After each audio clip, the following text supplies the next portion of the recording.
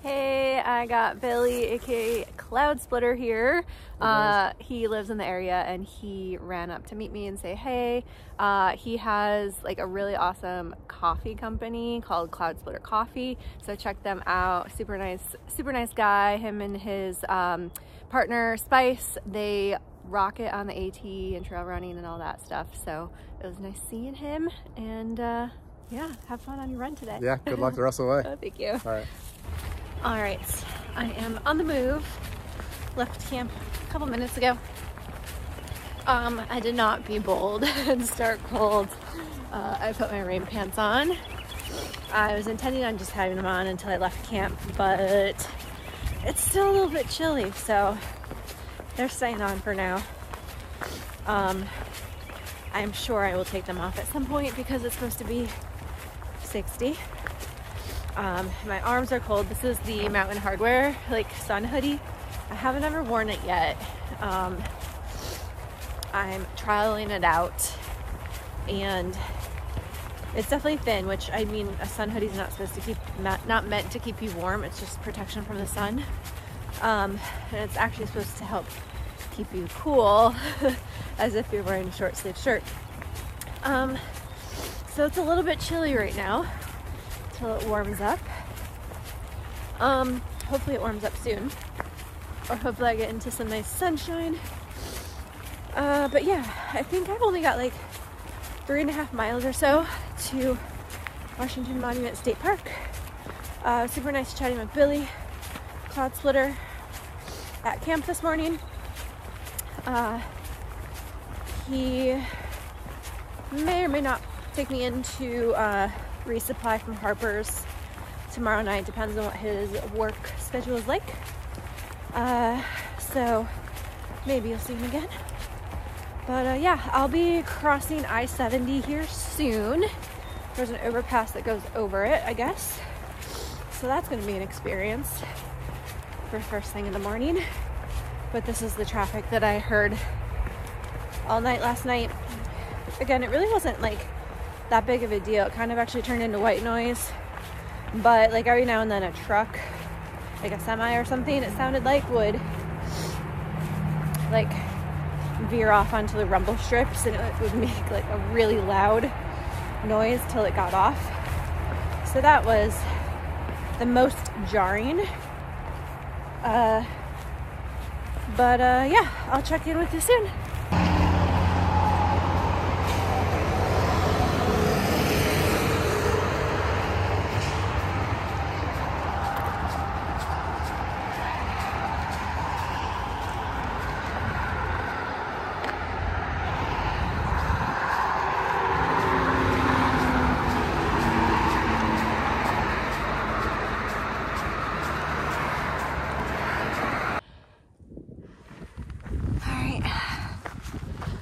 Here at the Washington Monument.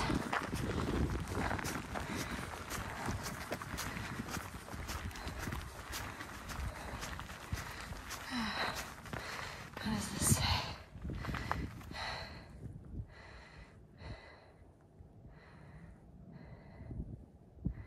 It was used by the Union Army during the Civil War. Cool.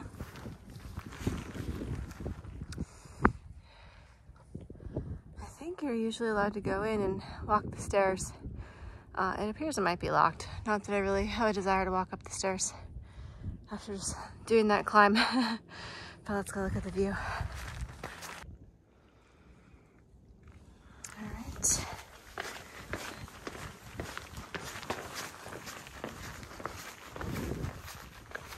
Look at all those rocks. We in Pennsylvania?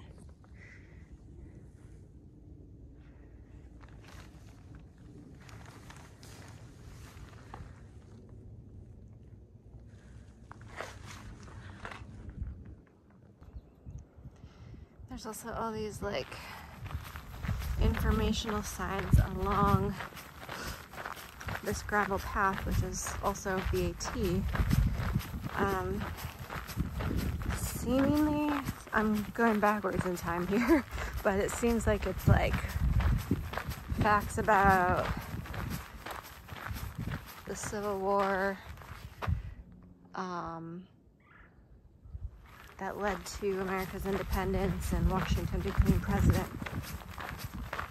It would be cool to do it going northbound, because then you get to read them all in chronological order as opposed to backwards. But nice little covered hangout spot here. Cool. On the AT. Okay, some context. These signs are milestones in the life of Washington. So this is the first sign. Talks about when he was born. There's one a little ways up there about when he married Martha, when he was appointed commander-in-chief. So they're all informational placards about Washington's life.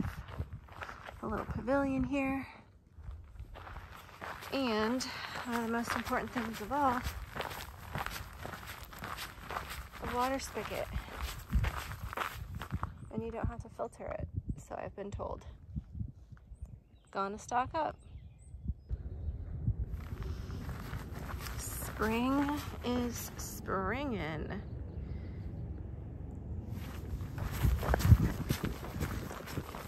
This is the state park.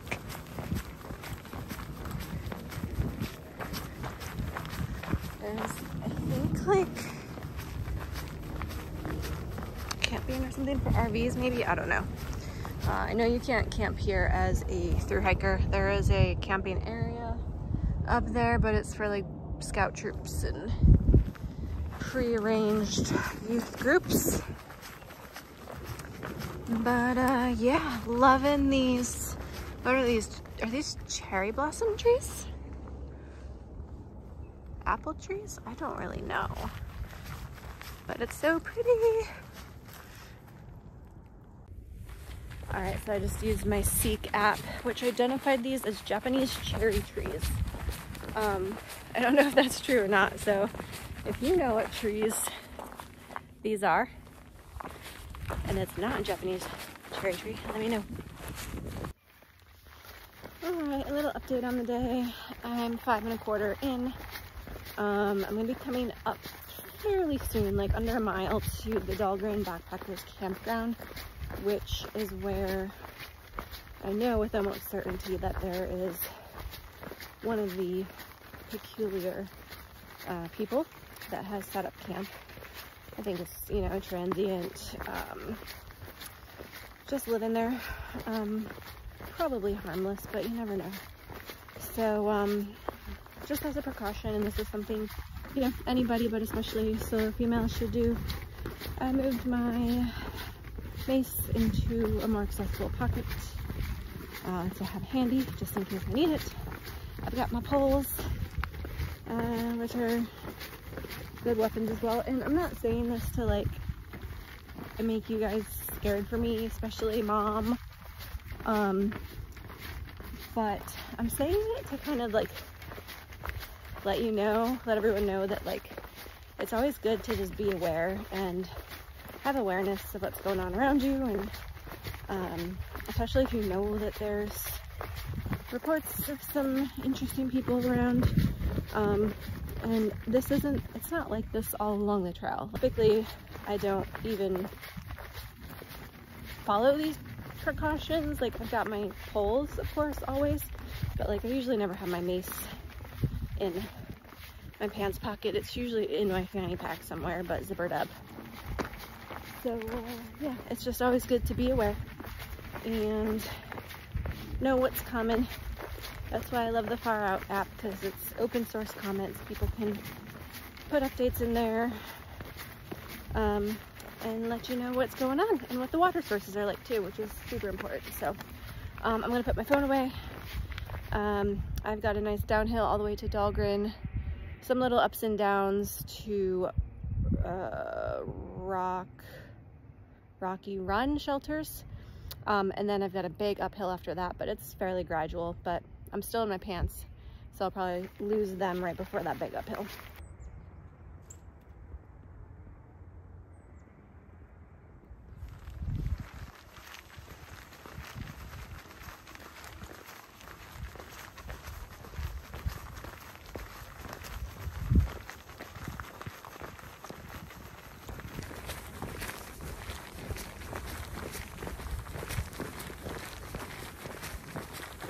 Alright, so I'm through Dahlgren. Obviously I didn't linger too much or look around a whole lot, especially with my eye caught that guy with kind of like long, scraggly white hair. He seemed a little out of place, so I just kept my eyes on him and moved through as quick as possible.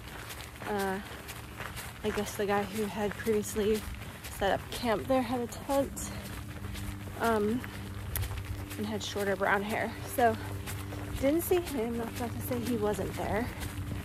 I just didn't spend too much time looking around. Just wanted to get through as stealthily as possible.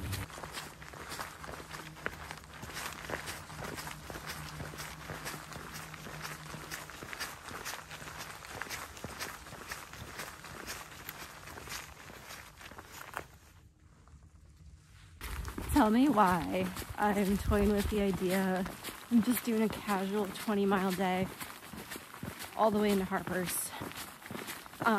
Seeing as how it's only 10:50 and I'm more than halfway done of my planned miles for the day. And my friend Heather is encouraging me. I could zero tomorrow, so I wouldn't deviate from my plan. I mean, it's a nice day. I could do it. I guess we'll see.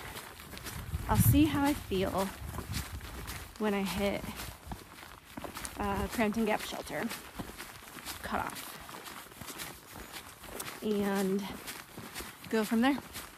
The only problem is there's, from what I can tell, like really no bailout points except for that Gasland Road parking lot, which is another just like 2 miles past the shelter or something like that if I had to guess. So I guess I could bail out there and do my fallback plan of shuttling in to Harper's.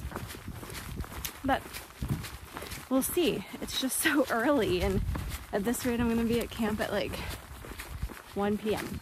maybe 1:30 if this next climb kicks my butt. What am I going to do all night?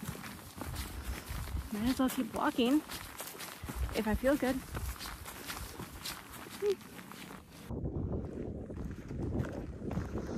Alright, check in 10.3 miles for the day so far. It is 12:21, so I've done 10.3 miles in 4 hours and 10 minutes, and that was with slowing down a little bit on that last big climb. It was like 700 or 800 feet in about a mile or so. I just looked. I'm 2.5 miles from the shelter I was planning on staying at tonight. So if I kept hiking at this rate, I'd probably be there by 1:30.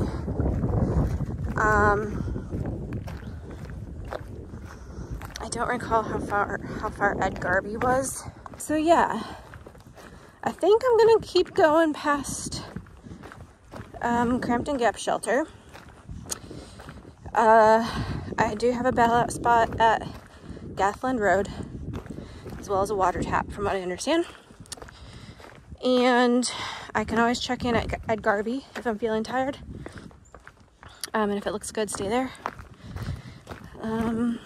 But yeah, I think we're just gonna wing it and see how it goes, because I'm feeling really good. I'm feeling strong still. Yeah, let's do it. Alrighty, funny story. I just had a real life, like, influencer from the wild type situation.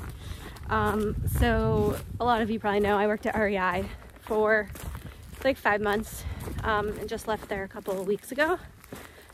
I was working in like the camp climb department, and there was a handful of people that came in that I helped do a little gear up for, whether it was an AT through hike or a section hike or something.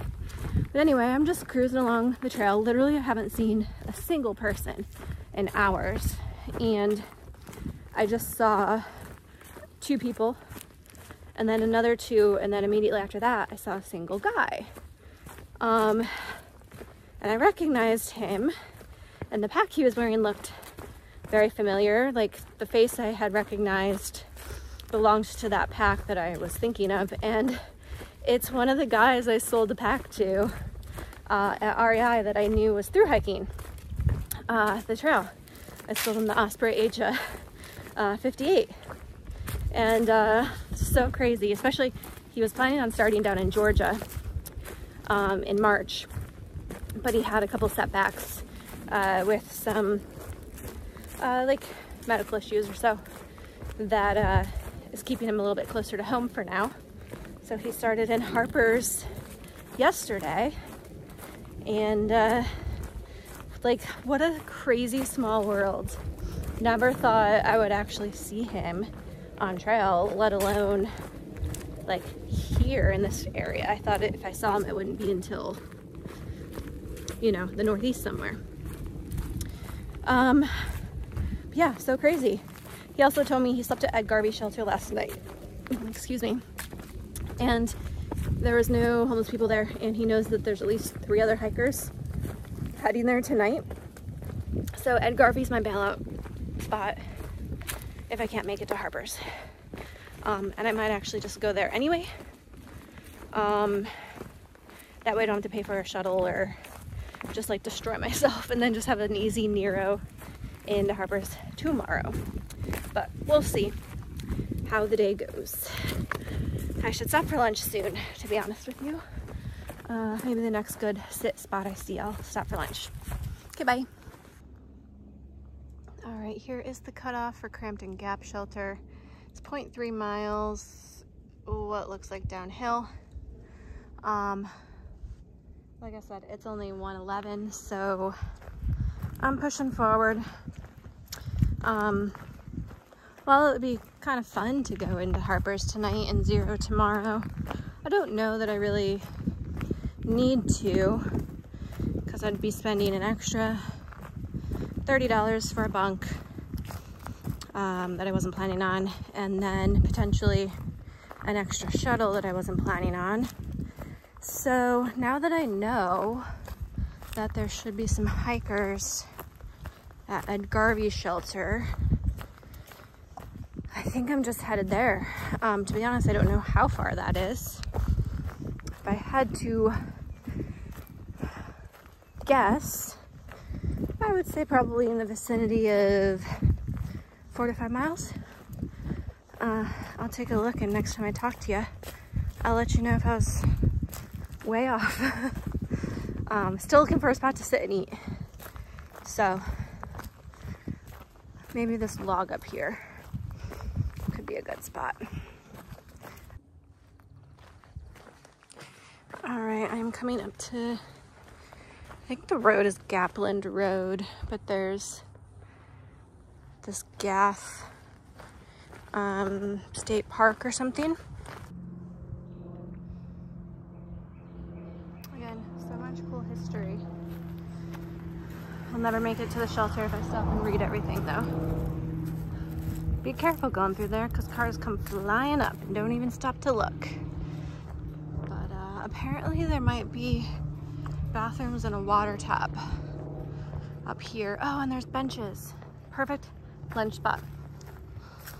Okay, we're gonna head up, find some water, have some lunch, and I'll catch you when I'm back. Bye.